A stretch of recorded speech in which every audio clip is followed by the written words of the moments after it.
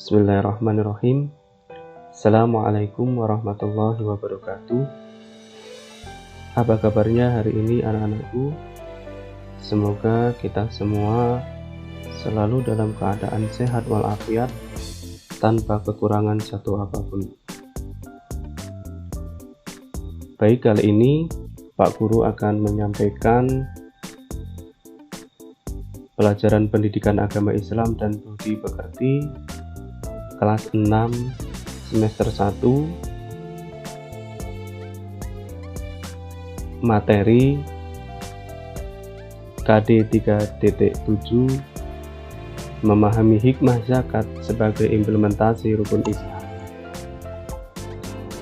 Sebelum kita lanjutkan, mari terlebih dahulu kita mulakan dengan membaca basmalah bersama-sama. Bismillahirrahmanirrahim. Tujuan pembelajaran pada KD 3.7 ini, yang pertama, peserta didik dapat memahami arti zakat dengan benar. Yang kedua, peserta didik dapat menyebutkan macam-macam zakat dengan lancar. Ketiga, peserta didik dapat menyebutkan orang yang berhak menerima zakat dengan lengkap. Dan yang keempat, peserta didik dapat memahami hikmah zakat sebagai implementasi dari rukun Islam. Adapun cakupan materi pada pembelajaran kali ini ada 4. Yang pertama, arti zakat atau pengertian zakat. Yang kedua, macam zakat. Yang ketiga, mustahik zakat atau orang yang berhak menerima zakat. Dan yang keempat adalah hikmah berzakat. Kita masuk ke materi yang pertama, arti zakat atau pengertian daripada zakat. Anak-anak tentunya tidak asing lagi dengan istilah zakat, karena istilah ini sudah sangat familiar sekali di kalangan masyarakat kita. Nah, sebetulnya zakat itu apa sih? Nah, ini akan kita bahas. Menurut bahasa, zakat adalah membersihkan. Sedangkan menurut istilah, zakat adalah mengeluarkan sebagian dari harta tertentu yang telah mencapai nisab. Nah, ini adalah arti atau pengertian daripada zakat. Macam-macam zakat. Zakat itu terbagi 2 macam. Yang pertama adalah zakat fitrah, yang kedua zakat mal. Zakat fitrah yaitu mengeluarkan beras atau bahan makanan pokok lainnya sebesar 2,5 kg atau 3, liter setiap orang. Jadi dalam zakat fitrah ini yang dikeluarkan adalah bahan makanan pokok. Jadi kalau seseorang makanan pokoknya adalah nasi atau beras, maka yang dikeluarkan adalah beras. Jika seseorang makannya adalah nasi jagung, maka yang dikeluarkan adalah nasi jagung. Tidak boleh dia makannya beras atau makannya nasi beras, tapi yang dikeluarkan adalah nasi jagung.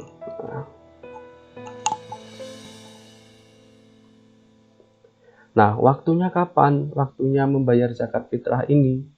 Jadi waktu yang dibolehkan itu mulai tanggal 1 Ramadan sampai menjelang sholat Idul Fitri dilaksanakan.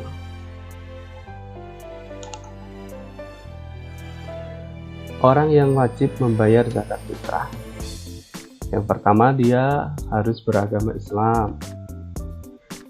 Yang kedua, punya penghasilan cukup.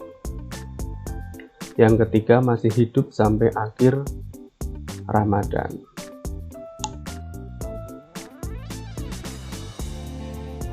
Nah, contoh cara menghitung zakat fitrah. Ada pertanyaan. Jumlah anggota keluarga Pak Rifai 3 orang, yaitu terdiri dari Pak Rifai, istri, dan anaknya. Nah, berapa zakat fitrah yang harus dikeluarkan? Oke, kita jawab. Nah, ini ketika membayarnya dengan bahan makanan, ya.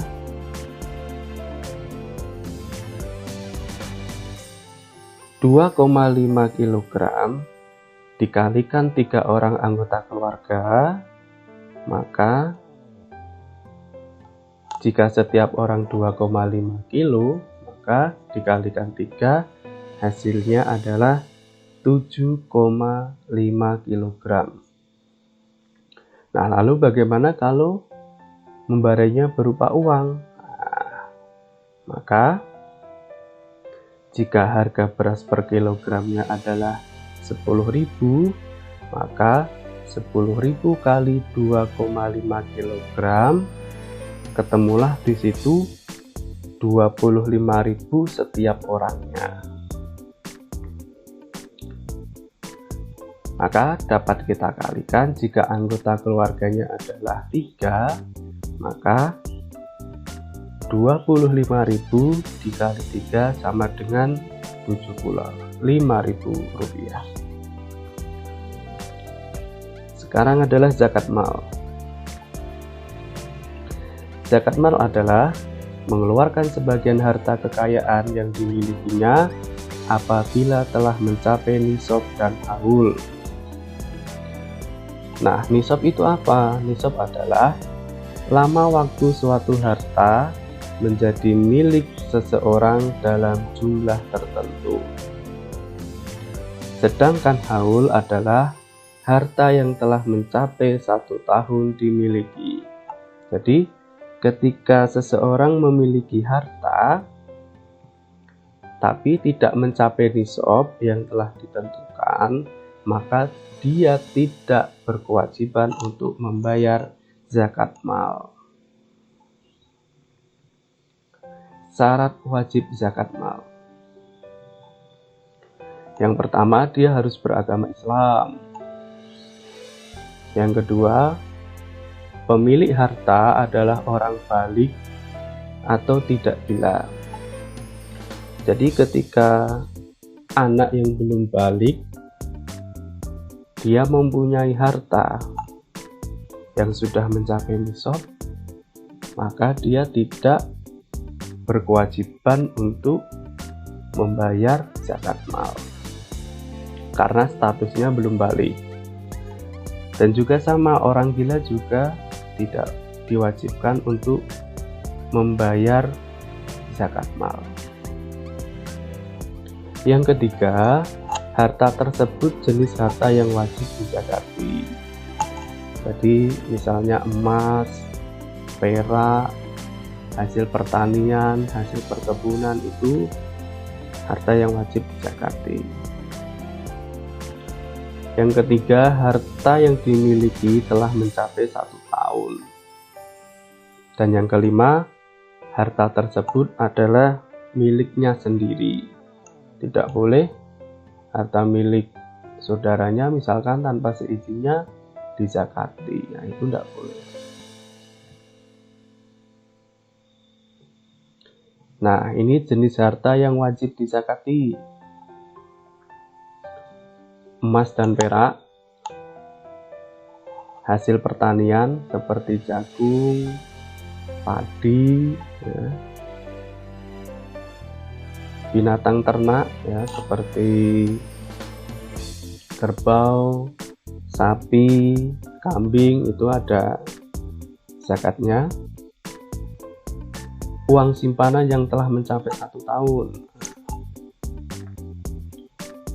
Perdagangan dan jasa, ya, misalkan dia bekerja, nah gajinya itu ternyata telah mencapai 1 nisab, maka dia wajib membayar zakat. Kemudian barang temuan. Nah, ini ada contoh soal. Jika seseorang mempunyai 85 gram emas selama 1 tahun, zakat yang harus dikeluarkan 2,5%. Atau jika harga emas 1 gram 400.000, maka nilai nisabnya adalah 85 gram dikalikan 400.000 sama dengan 34 juta.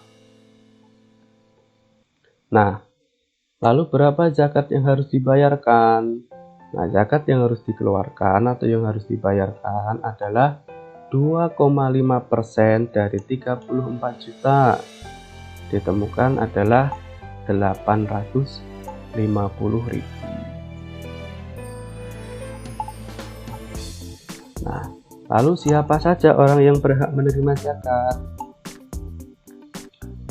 Nah, orang yang berhak menerima zakat itu ada 8 golongan, atau orang sering menyebutnya 8 asnaf. Siapa saja mereka? Yang pertama adalah fakir, orang yang tidak memiliki harta. Jadi dia tidak mampu untuk memenuhi hidupnya sendiri karena dia tidak punya penghasilan.